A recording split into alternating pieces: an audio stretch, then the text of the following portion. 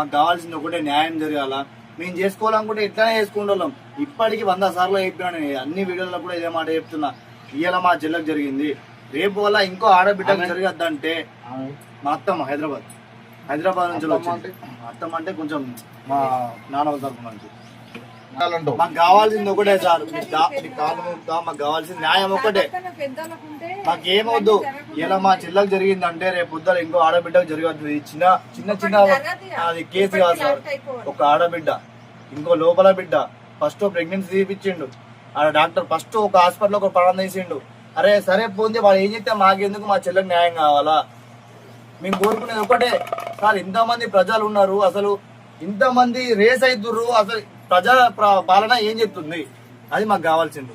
అరే ఉరిశిక్ష ఇయ్యరు సార్, పారేయుర్రి, ఉరిశిక్ష ఇయ్యరు, లేకపోతే ఎంతో అయ్యూరి, ఒక్క పని సార్ అయిపోతుంది.